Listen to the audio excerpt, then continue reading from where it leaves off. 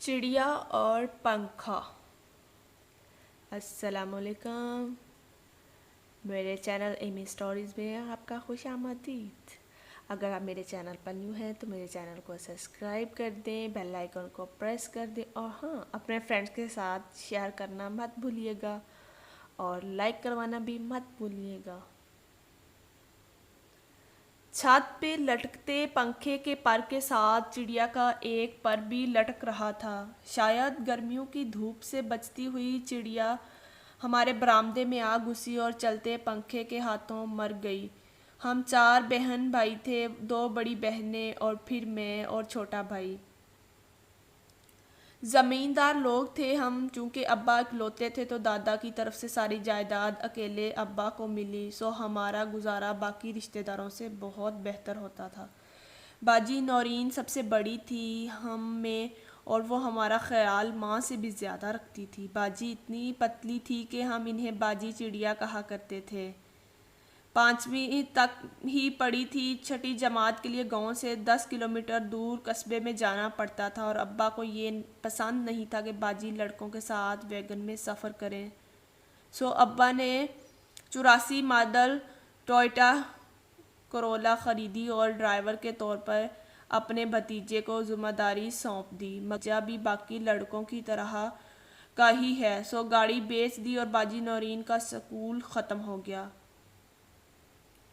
मुझे गैर नसाबी कुतब की तरफ और मौसीकी की एक अलग ही दुनिया में ले जाने की वजह भी बाजी नौरीन ही थी। टूटी फूटी शायरी वो खुद भी करती थी। मैं 7वीं में था जब बाजी नौरीन की शादी अब्बा के तायाजाद भाई के बेटे से हुई।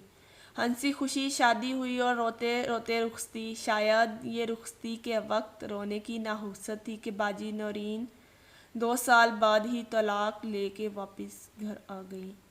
तलाक की वजूहात में अव्वल तो अब्बा का बाजी नौरीन के ससुराल की तरफ से जायदाद में बाजी का हिस्सा मांगने पे ना देने का फ़ैसला था। अब्बा बाजिद थे कि जहेज़ के नाम पे जितना कुछ दे दिया गया है वही नौरीन का हिस्सा है। ज़मीन मेरे दोनों बेटों की ही है। दूसरी वजह शादी के 1.5 साल बाद बेटी का पैदा होना था, जबकि बाजी के ससुराल वाले बेटे की तलबगार थे। अब्बा ना ज़मीनों में हिस्सा देने पे राज़ी थे, ना बाजी के तलाक लेने के हक़ में। सो बाजी मासूम बच्ची को लिए वापस घर तो आ गई, मगर अब्बा ना इन दोनों की तरफ देखते थे ना बुलाते थे। बाजी को हर रोज़ मरते देख रहा था मैं।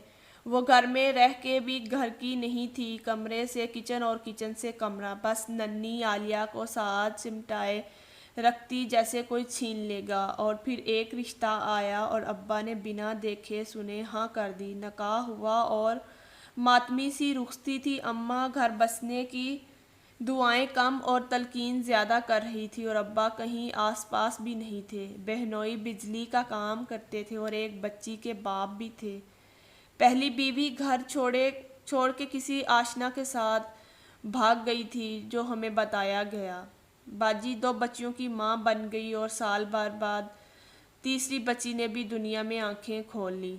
बाजी पिछले 3 साल में एक बार मिलने घर आई थी। अब्बा ने इन्हें देखते ही अम्मा को चीख के कहा था, ये कुतिया मेरे घर में फिर आ गई है, और बाजी इन्हीं कदमों से वापस पलट गई।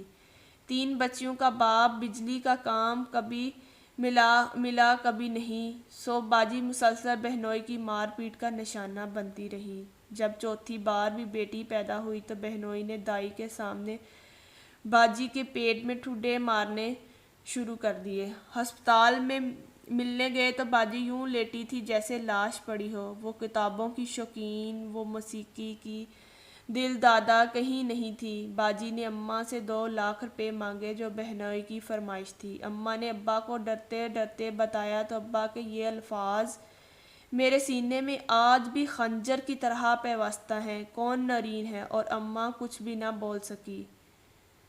फिर इस दिन बाजी के पड़ोसियों का फ़ोन आया और अम्मा ने मुझे साथ लिया और वैगन पकड़ने भाग निकले। मेरे बार बार पूछने पे भी अम्मा कब्र की तरह खामोश थी। बाजी नौरीन के घर के आगे भीड़ थी। सहन में पहुंचा तो सामने برآمدے کے فرش پہ چاروں بچیاں رو رہی تھی اور اوپر چھت پہ لٹکتے پنکھے کے ساتھ باجی نورین کی لاش لٹک رہی تھی۔